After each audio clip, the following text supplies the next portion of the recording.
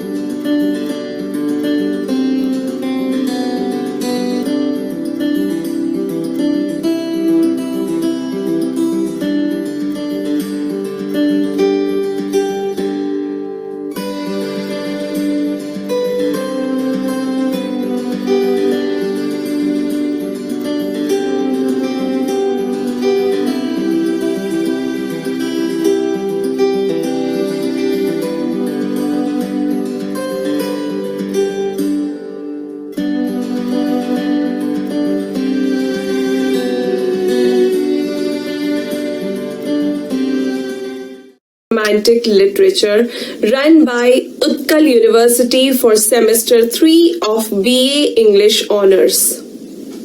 The syllabus of the paper is based on the UGC CBCS syllabus of the paper with the same name.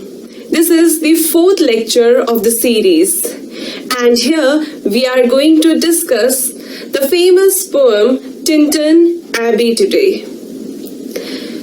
The poem is a celebrated literary work of the poet William Wordsworth. The same poem was also included as its first poem in the book Lyrical Ballads, jointly written in 1798 by William Wordsworth and S.T. Coleridge. The book marks the official beginning of the Romantic era in literature.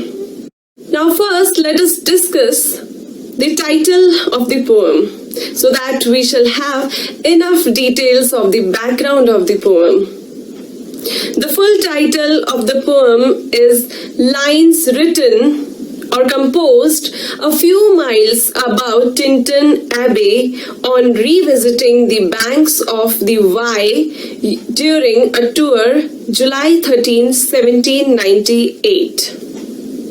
So we can see that it has most significant details regarding the poem.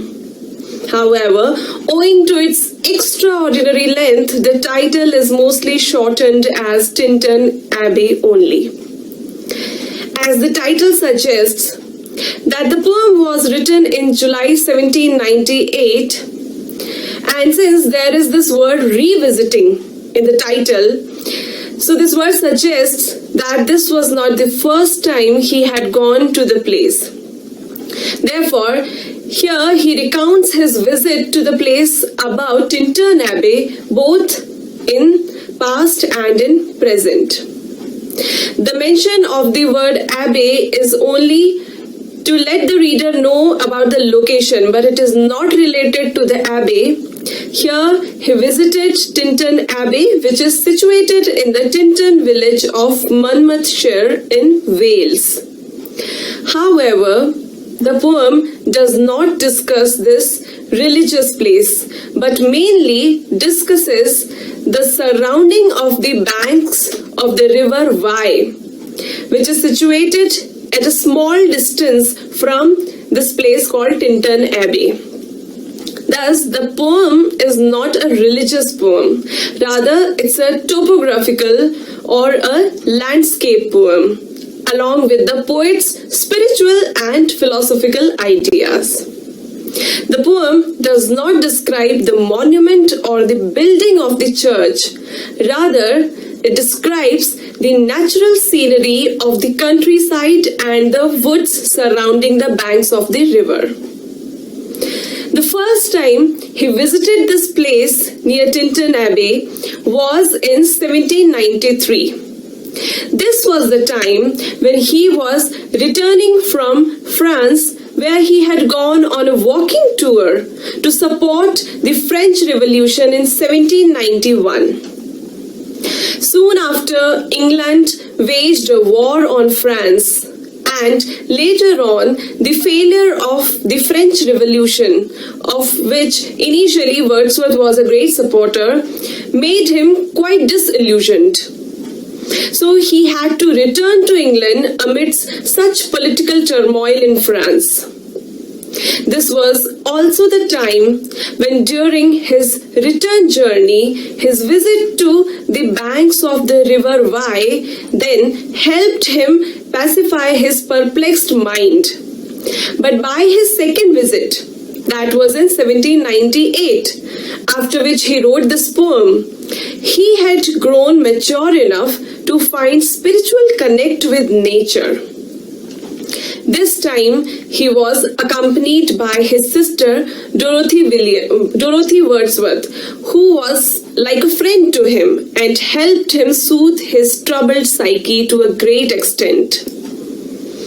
In this poem, we'll see the growth of the poet in terms of his relationship with nature. So this was the background of the poem, and now let's discuss the text of the poem.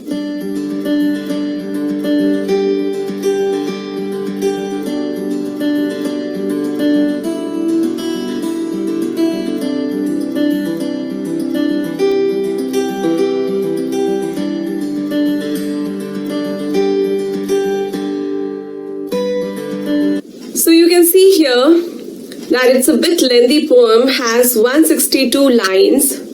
This was just to show you how it looks like. And now let's proceed to the first stanza, which reads as, 5 years have passed, 5 summers with the length of 5 long winters. And again I hear these waters rolling from their mountain springs with a soft inland murmur. Once again do I behold these steep and lofty cliffs that on a wild secluded scene impress thoughts of more deep seclusion and connect the landscape with the quiet of the sky. So here the poem begins with a remembrance to the past. It was the time in 1793 when he had visited the place for the first time. He says, 5 years have gone by, and 5 winters as long as 5 summers have passed. And here the poet this time again hears the soft murmur or the sound of the waters flowing inland after falling on the plain surface from their mountain springs, that is, from the mountain like a waterfall. It means that this sound that he had heard the last time was still in his mind. Further, he says that he beholds or looks at the steep and lofty cliffs which are there on that wild, secluded place, and they excite or influence thoughts of more deep seclusion, that is, takes him away from the crowd, away from the rush. He finds this solitude very desired and very calming. And the same lofty cliffs connect the landscape with the quiet of the sky. He further says, the days come when I again repose here under this dark sycamore and view these plots of cottage ground, these orchard tufts which at this season with their unripe fruits are clad in one green hue, and lose themselves amid grooves and copses. So now seeing all that again, and while reliving those moments physically that have been there in his memory for the last 5 years, now when he visits the place again, he enjoys everything again. He enjoys sitting under the sycamore tree, and he views the plots of cottage ground and orchard tufts that have green unripe fruits.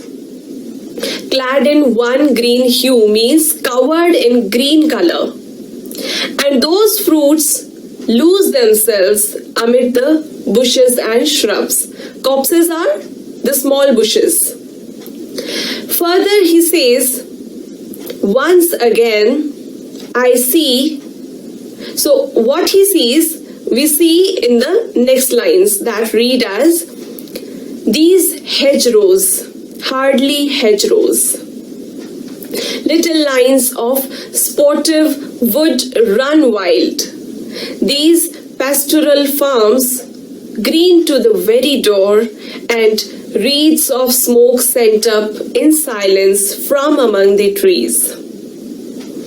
So what he sees the hedgerows. Hedgerows are the evenly shaped trees and shrubs planted to create a boundary. You all must have seen such boundaries made of trees and plants and shrubs. But here they are hardly hedgerows. Why he says this? Because these shrubs are not growing in shape, and these little lines of shrubs are running wild. They are running wildly sportive. And further he says, these pastoral farms, green to the very door. So now he talks about the nearby pastoral farms, and the farms are green to the door means that the entrance of the farm is full of green grooves. So there are trees around the door. And next he discusses about the wreaths of smoke. So wreaths literally are the flowers and leaves shaped or intertwined in a circular shape. But here, this wreath is not of flowers or leaves.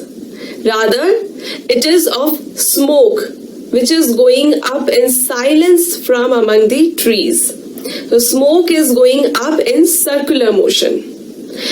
And further he says, with some uncertain notice as might seem of vagrant dwellers in the houseless woods, or of some hermit's cave where by his fire the hermit sits alone. Now this scene of the smoke circles going upwards makes this all quite noticeable, since the place is not inhabited by anyone. But to the poet, it seems that some vagrant dwellers, vagrant means wandering or nomadic people living in the houseless woods or forest. He also thinks of some hermit living in a cave who sits nearby the fire. So along with the cottage ground, the orchard tufts and their green raw fruits, the shrubs and bushes, the hedgerows and the green farm, he also notices there some possible human presence, which is being indicated by the rising smoke. Here we can say that the part 1 or the first stanza ends here. The stanzas in this poem are not structured in a lyrical way. These are rather poetic paragraphs or verse paragraphs. And since some of them are very long, so we are going to take up now only few lines at a time. Now, the next part begins as, these beauteous forms, through a long absence, have not been to me, as is a landscape to a blind man's eye, but oft in lonely rooms and amid the din of towns and cities I have owed to them. So the beauteous forms which the poet has described already, the waters, the mountains, the green land and everything, these beauteous forms of nature have been not with him for long, or he was, we can say, absent from these forms. And they have been to him as a landscape to a blind man's eye, which means he was not able to see them physically, just like a blind man cannot see. But further he says, in hours of weariness, sensations sweet, felt in blood and felt along the heart. So although he was absent from such a natural place for long, but in hours of weariness or in the times when he was tired or exhausted, a sweet sensation he felt in the blood and felt along the heart, and passing even into the purer mind with tranquil restoration. Here we can see that the sensation he talks about in the previous line is felt into the blood, that is the physical characteristic. Then in the heart, that is in the emotional sphere of body, and thereafter it passes into the purer mind, that is into the spiritual terrain of the poet. And this sweet sensation that passes from the material body and through the emotional and then to the spiritual realm, which is purer than the body and the emotion, restores tranquility in him. In continuation of this, he further says, feelings too of unremembered pleasure, such perhaps as have no slight or trivial influence on that best portion of a good man's life, his little, nameless, unremembered acts of kindness and of love. So along with the restoration of the tranquility, he finds the feelings also of the unremembered pleasure, that is the casual pleasures, which possibly have not trivial impact, but if they are not trivial, so they are significant impact on the best portion of good man's life. Such a beauty and noble serendipity amidst the times of weariness and tiredness not only restore tranquility, but they also make him remember those pleasures which are unremembered, which are nameless acts of kindness and of love. But they may be trivial, but they have significant impact on a good man's life. In the next lines, he says, nor less I trust to them I may have owed another gift of aspect more sublime, that blessed mood in which the burden of the mystery, in which the heavy and the weary weight of all this unintelligible world is lightened. So further he says about those beauteous forms that he also trusts that he may have owed, that is, he is obliged or indebted to have another gift of sublime aspect, that is the perspective which is sublime.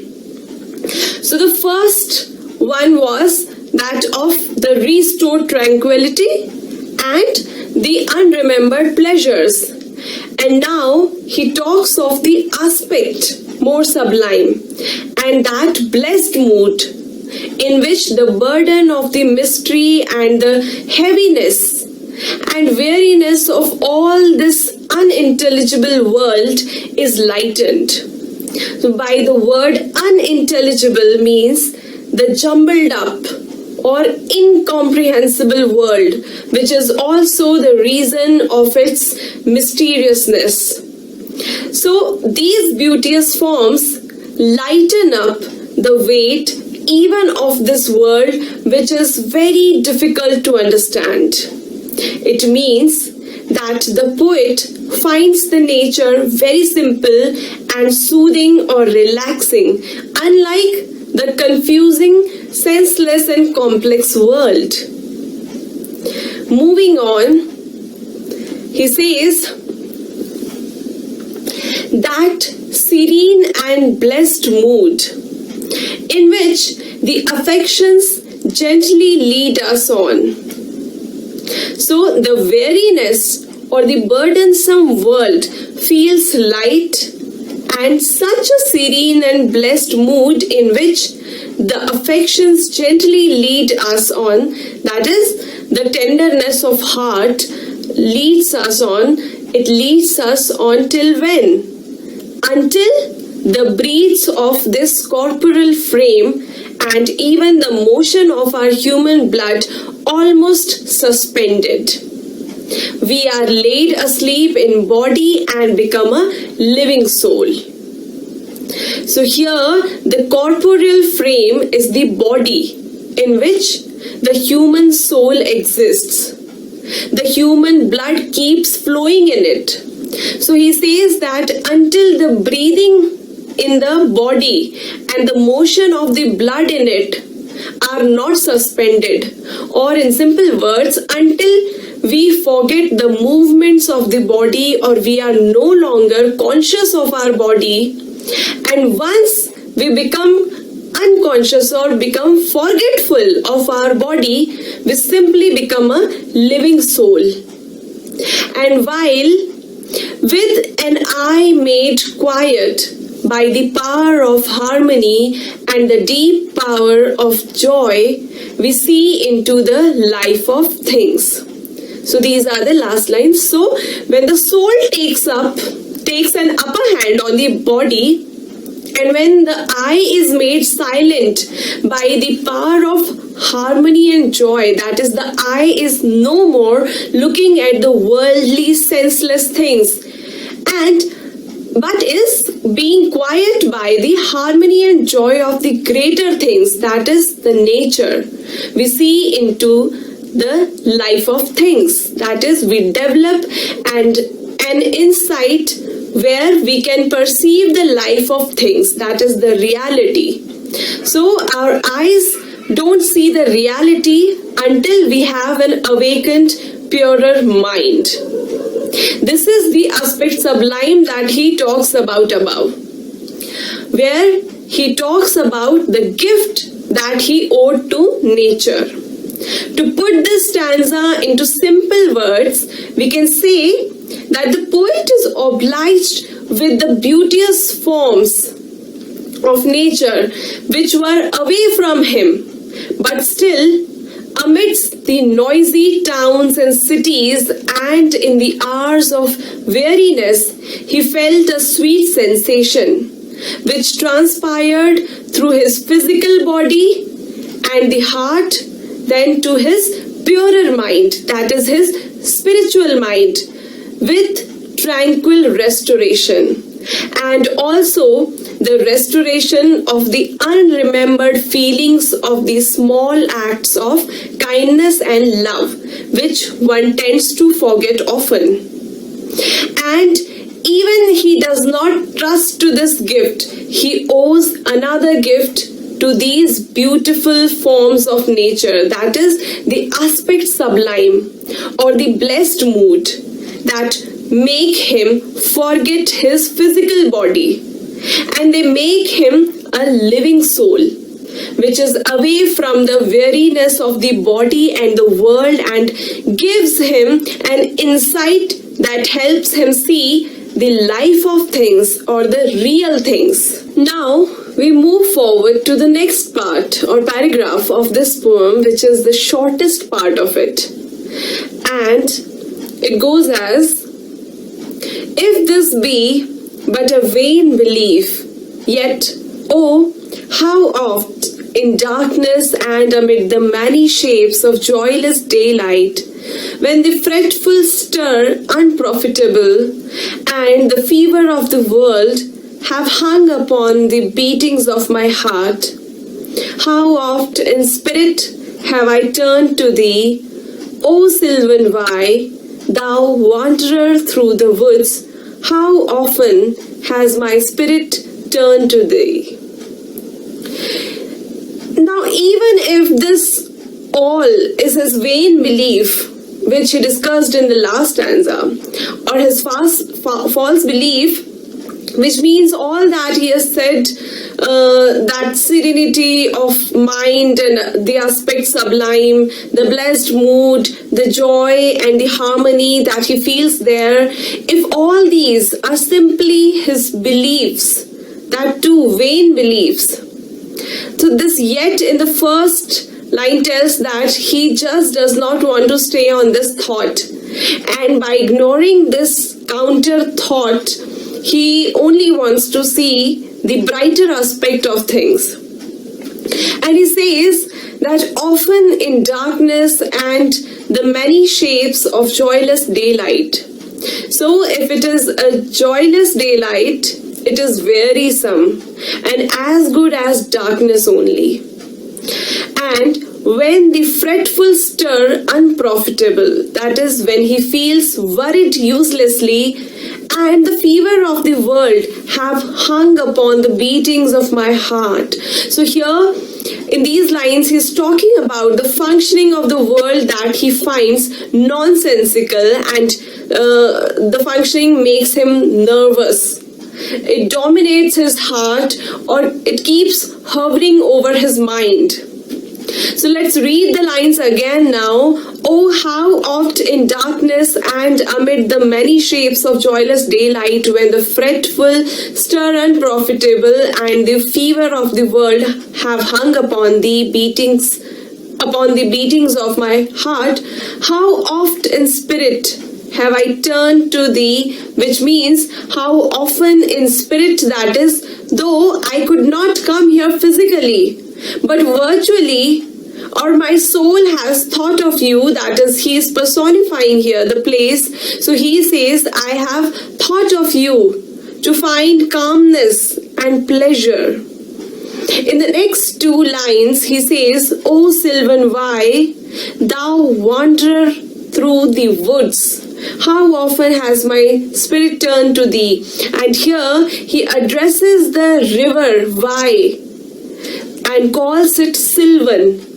So sylvan is rustic, and here he addresses it. He says, thou wanderer through the woods, that is, you move through the woods or the forest, and though I was not here, but my spirit still has turned to you quite often in search of peace. So in total, the poet finds the place so comforting and relaxing that even if he has not been present here for long, still his soul, that is his consciousness, brought him here virtually, mentally, so many times whenever he felt confused or wearisome. Now let's proceed to the next part, which is quite long and has more than 50 lines, but we'll again take a few lines at a time.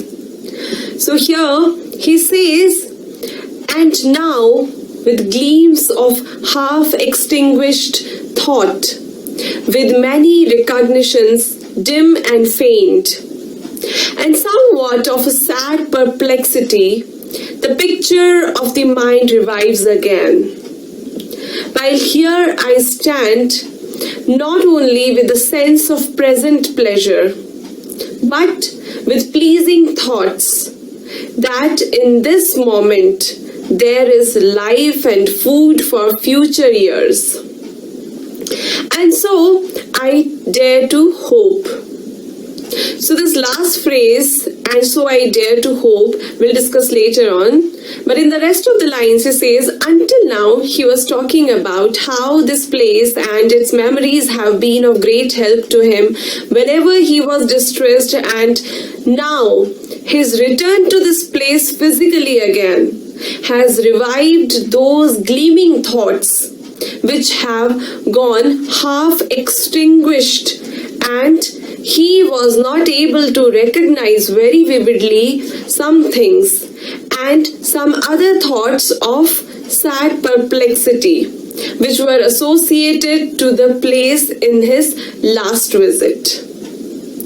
And this time, when he is standing here, it is just not going to help him have pleasure in present, but it is going to be a life and food for mind for future years as well.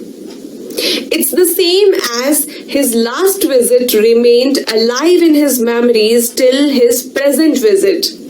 And that last visit remained a source of joy for him during his bad times for last 5 years. So similarly, for this visit as well, he hopes the same and wishes to store the moment as a treasure for future. Next he says, and so I dare to hope, though changed, no doubt, from what I was when first I came among these hills. When like a roe I bounded over the mountains by the sides of the deep rivers and the lonely streams, wherever nature led. More like a man flying from something that he dreads than one who sought the thing he loved. For nature then, the coarser pleasures of my boyish days and their glad animal movements all gone by, to me was all in all. In these lines, he reminisces his first visit to this place, what kind of a person he was then. He says when he came here for the first time, he came like a roe, he bounded. So roe is a deer. And he bounded over the mountains by the rivers and the lonely streams wherever nature led him.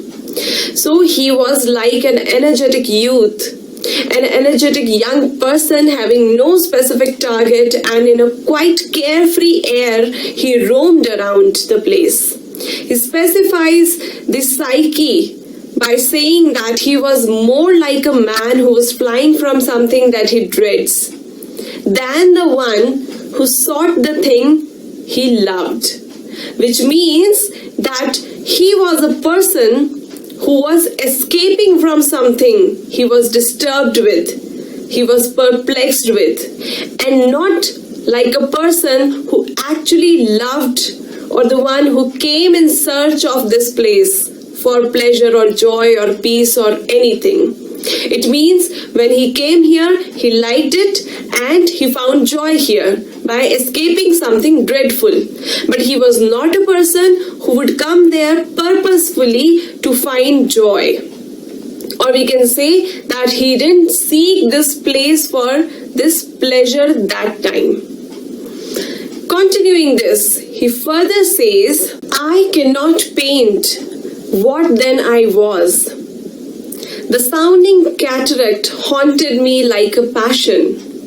The tall rock, the mountain, and the deep and gloomy wood, their colors and their forms were then to me an appetite, a feeling and a love that had no need of a remoter charm, by thought supplied, nor any interest unborrowed from the eye.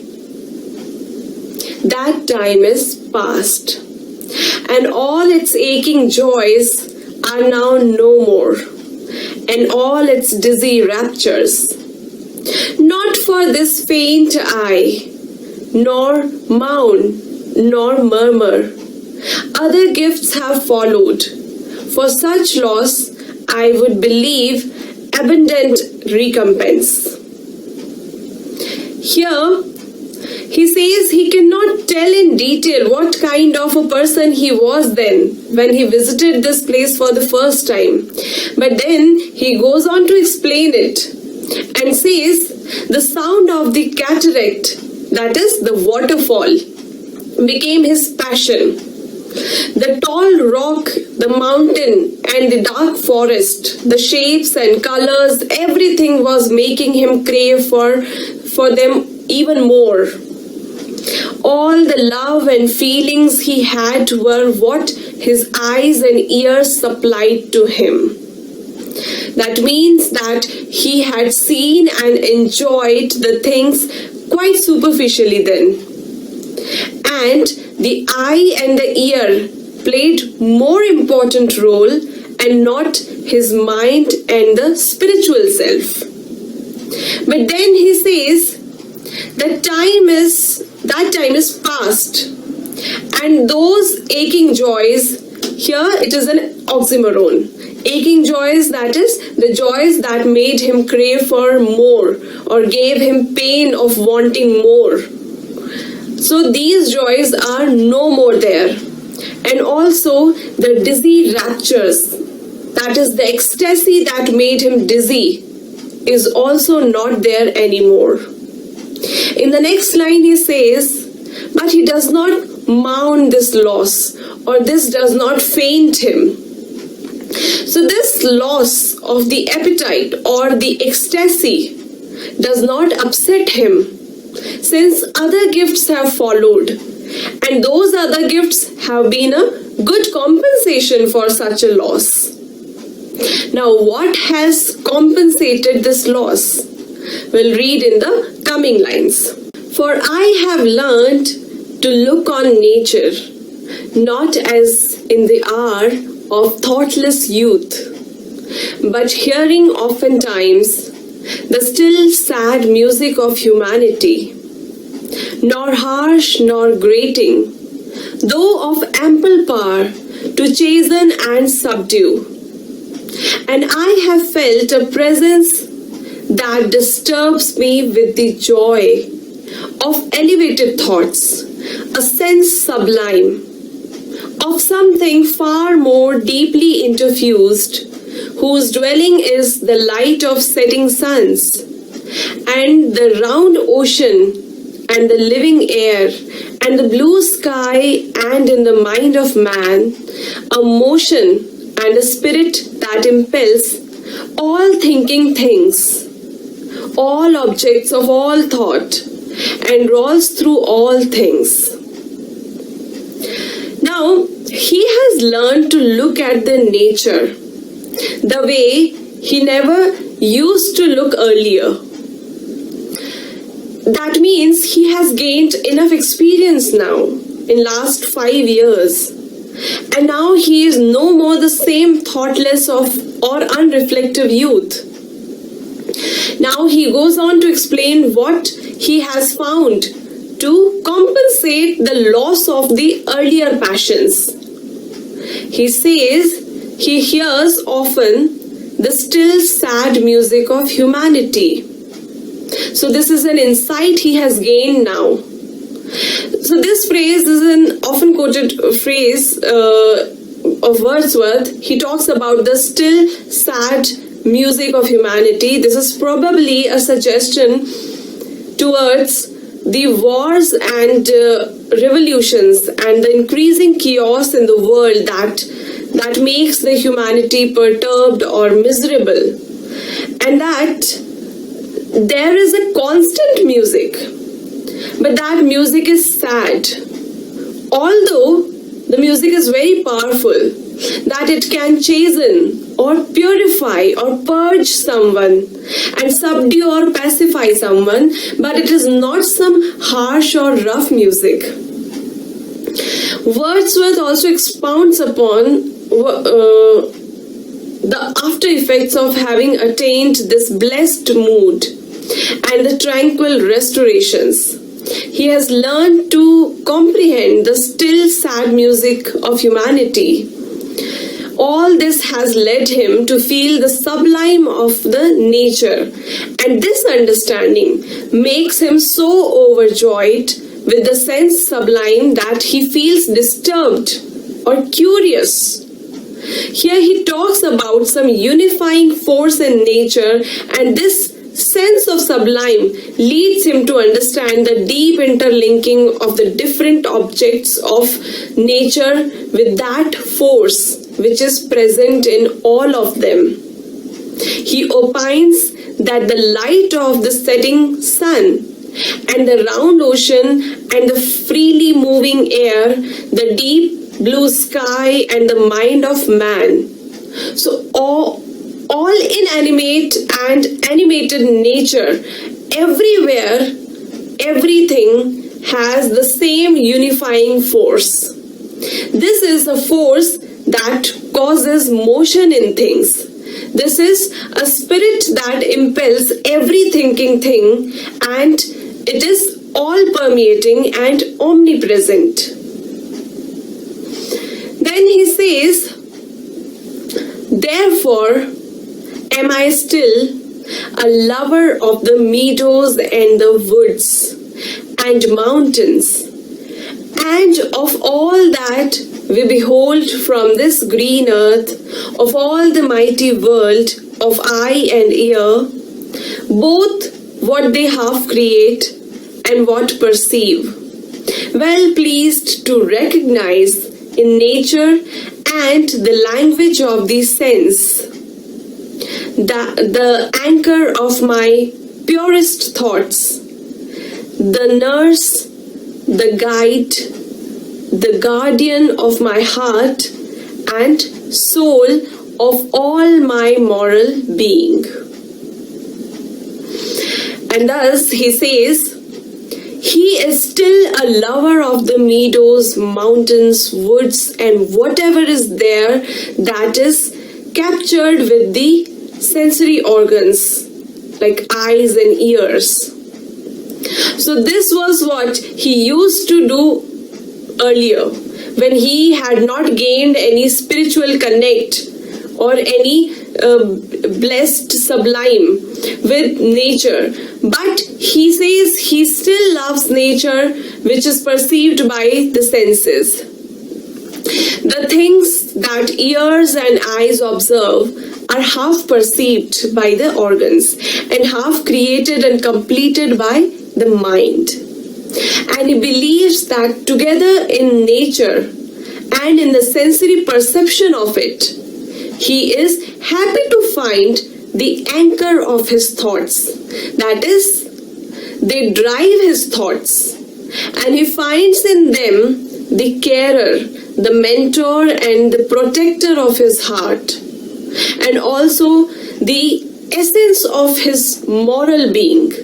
That is, he finds nature in his life as a force or a spiritual presence which rules him, because he is supplementing here the sensory world with the spiritual one. So in this stanza, he explained how he, as a young and immature or naive person, perceived things and nature, and how now he has compensated the loss of his immature perception. For him, the sensory world is not the absolute truth now. Rather, it is supplementary to the spiritual one. And nature to him is not an inanimate object now, but a person. Or rather, we should say it's a divine presence or a divine force in his life now. Moving on to the last stanza, which is again a long one and consists of 49 lines, he says, nor perchance, if I were not thus taught, should I the more suffer my genial spirit to decay. For thou art with me here upon the banks of this fair river, thou, my dearest friend, my dear, dear friend, and in thy voice I catch the language of my former heart, and read my former pleasures in the shooting lights of thy wild eyes. Oh, yet a little while may I behold in thee what I was once, my dear, dear sister. So after reading these lines, we come to know that there is another person with Wordsworth there who he calls his friend. And this lets us know that this poem is not just a reflective poem, but it is a monologue as well.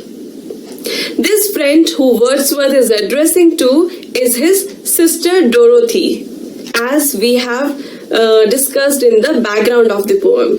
He says if he had not learned all this, his cordiality, or we should say his positivity, could be deteriorated. He means to say that earlier he had a not very refined outlook of nature, but the last 5 years have matured him enough, and he feels that this growth or learning has helped him maintain his amicability with nature. He feels happy that he is accompanied here by Dorothy, and says, "And in thy voice I catch the language of my former heart, and read my former pleasures in the shooting lights of thy wild eyes." That is, in the way she perceives things now, reminds Wordsworth of his own older self, when he was not mature enough. The way he used to feel and how mesmerized he used to be with the beautiful nature, all he can see in his sister's words and expressions now.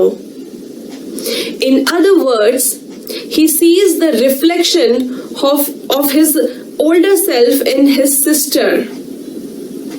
He further says, "And this prayer I make, knowing that nature never did betray the heart that loved her. It is her privilege through all the years of all this our life to lead from joy to joy. For she can so inform the mind that is within us, so impress with quietness and beauty, and so feed with lofty thoughts, that neither evil tongues, rash judgments, nor the sneers of selfish men, nor greetings where no kindness is, nor all the dreary intercourse of daily life shall ever prevail against us, or disturb our cheerful faith that all which we behold is full of blessings." So in this very long thought, now he makes a prayer to nature, and he expresses his belief that nature never betrays the one who truly loves her. He personifies nature as a woman and says that it makes us live our life joyfully.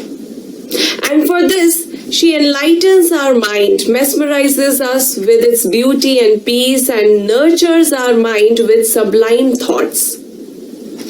So as a prayer, he says such things will always prevent them and their faith from the worldly things, like evil words, thoughtless judgments, mocking selfish people, unfelt or unkind greetings, and the monotonous affairs of the day-to-day life.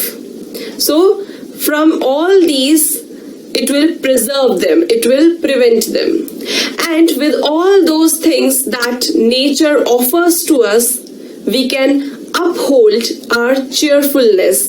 And this he calls the blessings of nature.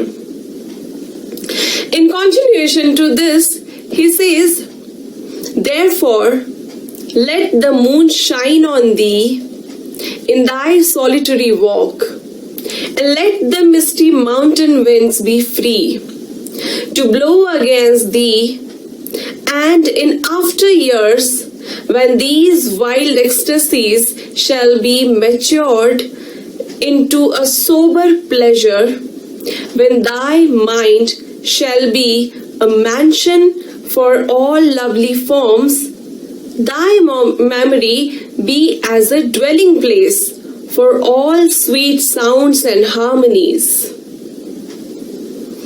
Now, addressing his sister, he says that because nature is a preserver and nurturer, let the moon and the misty mountain winds bestow their blessings upon you. That is, do not stop them from touching your skin or shining upon you. And just like he has matured, his sister will also find these wild ecstasies turning into sober pleasures. That is, as she grows, her passions will be moderated. Her mind and memory will be occupied with the lovely forms, sweet sounds, and harmonies. Just like this place and its memories instilled his own mind and memory with melodious sounds and harmony that helped him during chaos, he assumes that all this will happen with his sister as well. He proceeds further and says, "Oh then, if solitude or fear or pain or grief should be thy portion, with what healing thoughts of tender joy wilt thou remember me, and these my exhortations, nor perchance, if I should be where I no more can hear thy voice, nor catch from thy wild eyes those gleams of past existence. Wilt thou then forget that on the banks of this delightful stream we stood together, and that I, so long a worshipper of nature, hither came unwearied in that service?" Now, in these lines, what he says is that after telling Dorothy that her wild passions will change into soberness and how her mind will be a place where harmony and sweet sounds will exist, he tells her further that if the feelings like loneliness, pain, or grief, or any saddening emotion would ever bother her, he hopes that she would remember him and his encouraging discussions about nature that he is doing now and its capacity to heal. He further expresses his worries and says that if he dies, he would like her to remember this moment, and this day when they are here together at the banks of this river. So he wants Dorothy to cherish this moment and keep with herself what he says to her. And that he wants her to remember him as a worshipper of nature who came here in its service untired. His devotion towards nature is just like a religious person, as we have already discussed in the very first lecture, that Wordsworth was a pantheist. So here he verifies the same, that he found nature divine and he called himself its worshipper. Next, he says, "Rather say with warmer love, oh, with far deeper zeal of holier love, nor wilt thou then forget that after many wanderings, many years of absence, these steep woods and lofty cliffs and this green pastoral landscape were to me more dear, both for themselves and for thy sake." So these are the last lines of this poem. In the previous lines, he calls himself a worshipper of nature. And now he says that is not just a devotion, but it is a warm kind of love.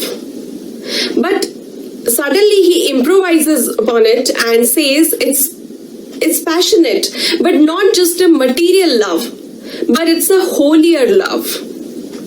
And in the end, again, he tells Dorothy to remember that even after being away from these woods and mountains and the green landscape for so many years, they are still very dear to him for what they are and for what his sister will feel for all this. So this is how the text of the poem ends here.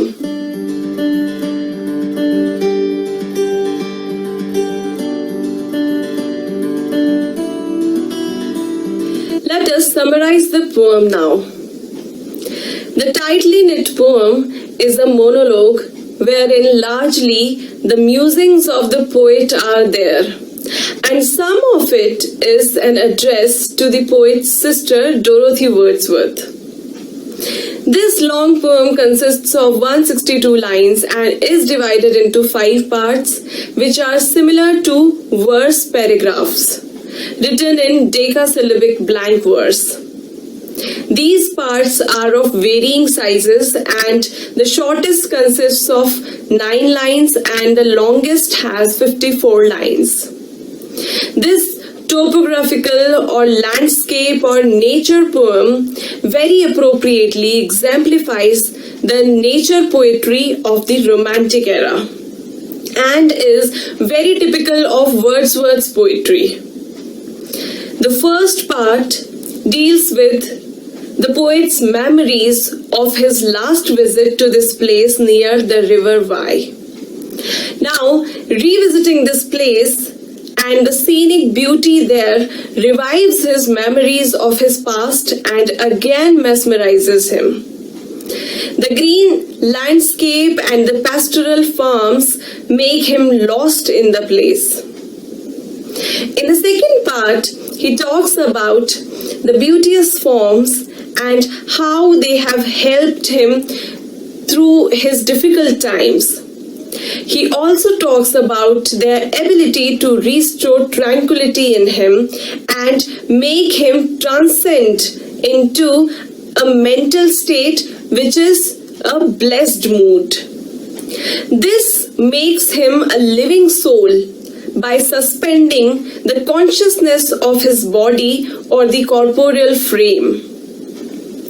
In the third part, the poet discusses how he sought nature's help to fight the fever of the world, and he always turned to nature in such situations.